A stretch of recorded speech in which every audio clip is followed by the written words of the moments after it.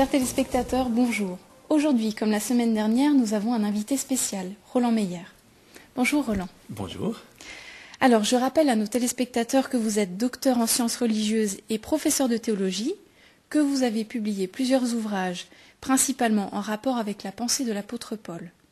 Alors, dans cette émission, il va être question des différents lieux visités par saint Paul et plus particulièrement la Grèce. Est-ce qu'on peut rappeler un petit peu l'itinéraire qu'on avait vu la semaine dernière pour les téléspectateurs qui nous rejoignent aujourd'hui? Volontiers. Alors, on reste donc dans le pays de la Grèce parce que c'est vrai que l'itinéraire de l'apôtre Paul, il va commencer à Jérusalem pour traverser toute l'Asie mineure, c'est-à-dire la Turquie, pour arriver en Grèce, pour aller ensuite en Italie. Donc, dans nos deux émissions, nous nous contentons de rester dans la Grèce que l'on connaît maintenant. Alors, dans cet itinéraire, l'apôtre Paul va le faire de manière le plus logique qui soit, c'est-à-dire qu'il va commencer au nord, et puis il va descendre progressivement, puis aller vers l'ouest de la Grèce, puis descendre vers le sud.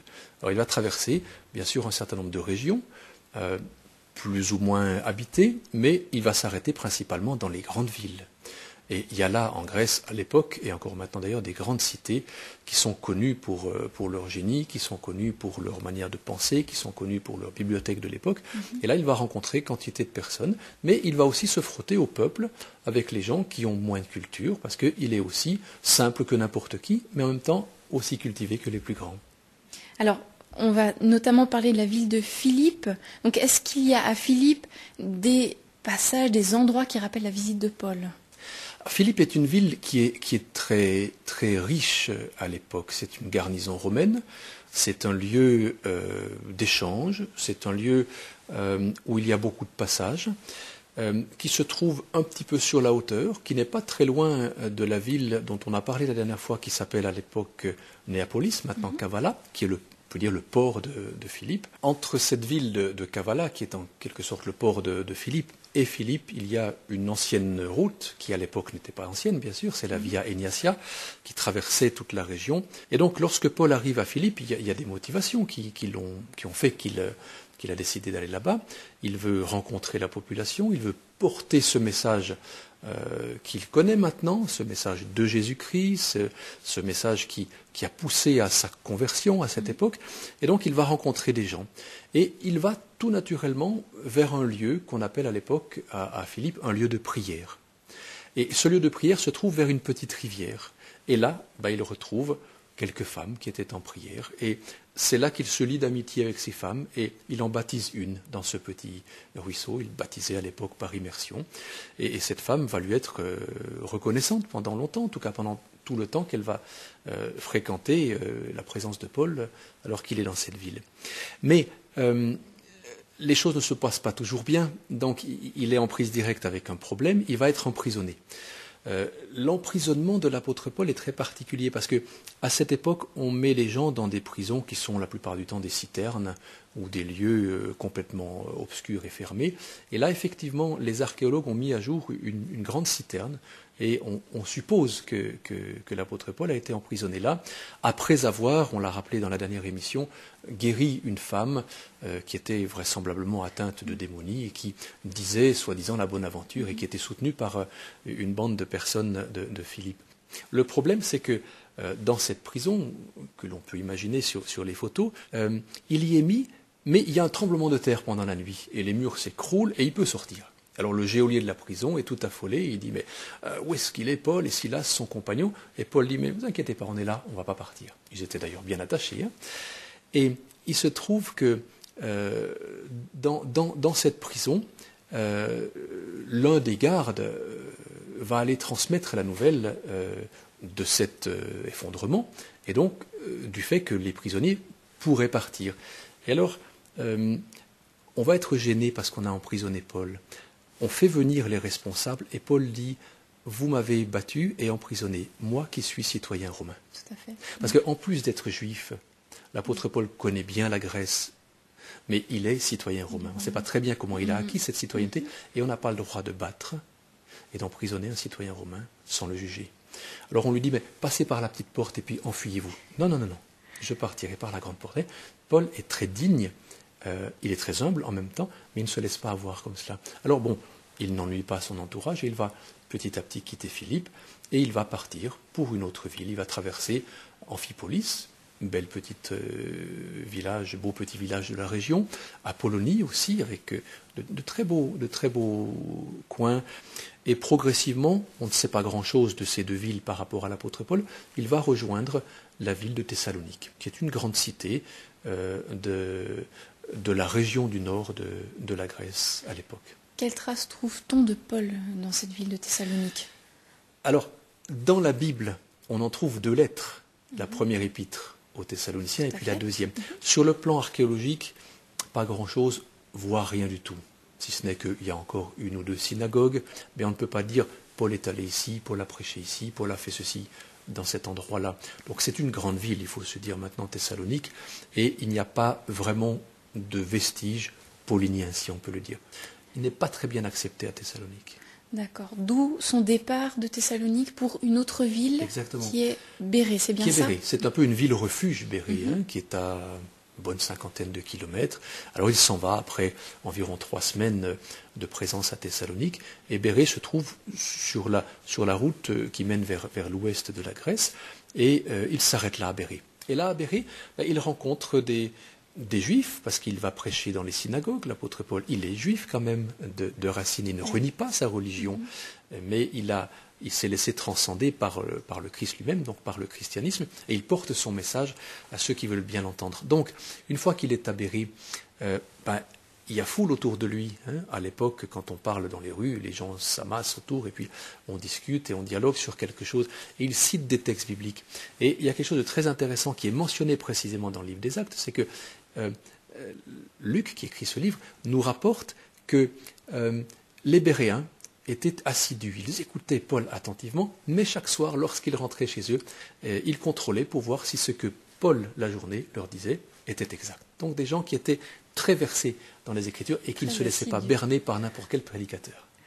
Alors, le livre des Actes nous apprend que Paul doit quitter précipitamment Bérée. Pour quelle raison? Un petit peu pour la même raison qu'il a dû quitter Thessalonique précipitamment. À Bérée, il est bien accepté, on vient de le voir, mais les Thessaloniciens savent qu'il est à Bérée. Donc ils envoient, en quelque sorte, une délégation pour le chasser de Bérée. Et là, avec ses compagnons, on va faire une sorte de garde du corps et on va l'emmener pour partir vers le sud. Et on le retrouve, d'après toujours le livre des Actes, au chapitre 17, on le retrouve cette fois-ci à Athènes. Alors Athènes, c'est une grande ville à l'époque, c'est une très grande cité dans laquelle il y a ce que tous les touristes qui ont visité la Grèce connaissent, la fameuse acropole. Et cette acropole, c'est une petite colline, un gros rocher, dirions-nous, qui est un haut lieu de culte où les anciennes civilisations avaient bâti quantité de temples. Alors vous avez d'abord, lorsque vous regardez cette acropole, la merveille de l'acropole, c'est le petit temple d'Athéna-Niké. Si les touristes y vont en ce moment, ils risquent d'être un peu surpris parce qu'il n'est plus là. Ils l'ont enlevé pour le nettoyer, pour le refaire. Mais ils l'ont carrément enlevé. Mais lorsqu'on y va à la bonne période, c'est-à-dire autrefois et puis peut-être plus tard, je l'espère pour ceux qui le visiteront, c'est vraiment splendide, un petit temple cubique qui est là en signe d'adoration de la déesse Athéna, déesse de la sagesse, mais de la guerre aussi, déesse du combat, de la victoire surtout. Et derrière, il y a ce fameux Parthénon, cet immense temple, et puis il y a quantité d'autres petits temples sur ce même rocher. Et en bas de ce rocher, entre ce rocher et puis l'agora d'Athènes. L'agora, c'est la place publique, c'est le forum pour les Romains. L'agora, il y a un rocher qui s'appelle l'aréopage.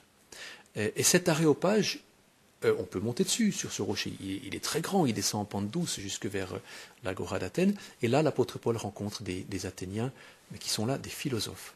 Et à ces philosophes, il va commencer à parler, à échanger des idées, et leur dire, vous connaissez Jésus, vous connaissez Dieu, et il va commencer à tenter de prêcher la résurrection de Jésus.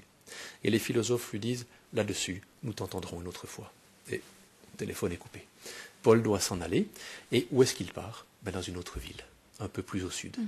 Et où va-t-il aller à ce moment-là? pas très loin pour nous en voiture, mais assez loin pour lui à pied, c'est à Corinthe, à peu près à 90 km au sud d'Athènes. Et que va-t-il se passer dans cette ville de Corinthe? Alors, Corinthe est une ville extrêmement riche, qui a été détruite, qui a été reconstruite. Et lorsque Paul se trouve à Corinthe, il se trouve dans une ville qui a beaucoup d'argent. Il se trouve dans une ville qui est très débauchée. Et lorsque l'on relit les 2 lettres qu'il écrit aux Corinthiens, l'essentiel de sa prédication aux Corinthiens est de dire, écoutez, faites attention à votre éthique, à votre comportement. Il y a des choses qui se passent qui ne sont pas extrêmement belles. Et à Corinthe, l'apôtre Paul va rencontrer de nouveau des temples, quantité de temples, en particulier le temple d'Apollon. Il va se promener dans cette merveilleuse ville, très riche parce que Corinthe gère 2 ports, un port qui se trouve sur la mer Adriatique, qui est le golfe de Corinthe, le port de l'Écaïon, un port qui se trouve sur la mer Égée, sur le golfe Saronique, qui est le port de Cancré. Donc une ville qui reçoit des impôts portuaires et qui fait en même temps passer les bateaux d'un port à l'autre, en les faisant, comme on l'avait dit déjà, rouler sur des gros rondins de bois et tirer sur un chemin que l'on voit encore actuellement, qui s'appelle le Diolkos. Et donc les animaux et les hommes tiraient ces grosses cargaisons d'une côte à l'autre. Donc Corinthe est très riche. Et l'apôtre Paul va avoir aussi quelques ennuis là à Corinthe. Il va être pourchassé, poursuivi par des Juifs qui se demandent ce qu'il vient prêcher, le Christ, ici, dans cette ville de Corinthe. Et il va être traîné en justice devant le proconsul Gallion, et il va être littéralement mis sur ce qu'on appelle le béma, c'est-à-dire le lieu public où l'on défend la cause de quelqu'un. Et finalement, Gallion va dire, mais écoutez, c'est pas grave ce qu'il dit, il fait des commentaires sur le texte biblique, il parle de Dieu, il ne gêne personne, donc il va être libéré. Au-dessus de Corinthe se trouve l'Acrocorinthe, c'est une grande colline, une petite montagne sur laquelle il y a quantité de temples aussi à l'époque, dont un temple, celui d'Aphrodite, la déesse de l'amour, et là aussi se passent des choses pas très positives sur le plan éthique, et Paul va aussi beaucoup travailler sur une rigueur de comportement dans la ville de Corinthe.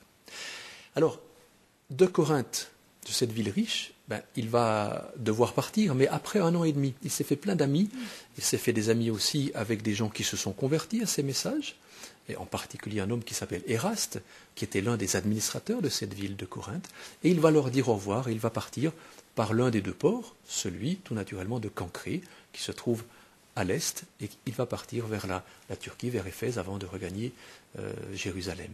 Et alors, dans ce petit port de Cancré, qui est merveilleux à visiter maintenant, parce que c'est un port qui a été enfoui par les eaux, la terre a probablement bougé, on y trouve des ruines d'une basilique paléochrétienne, les pontons du port, mais tout cela est enfoui sous l'eau. Donc il faut faire l'effort de descendre sous l'eau pour vraiment voir. Très peu de choses sont à fleur d'eau. Et là, il connaît l'existence d'une femme qui va devenir très renommée dans ses épîtres. Elle s'appelle Phobée. Et c'est elle qui vraisemblablement va apporter de Corinthe la lettre que l'apôtre Paul a écrite à Corinthe pour ceux qui habitent Rome. Et c'est ainsi que notre territoire occidental, Rome, va être touché par les épîtres de l'apôtre Paul. Fabuleux. Merci Roland Meyer pour votre participation exceptionnelle qui nous a enrichis dans notre connaissance des textes bibliques. Avec plaisir. Merci de nous avoir suivis et on se dit à la semaine prochaine. Au revoir chers téléspectateurs.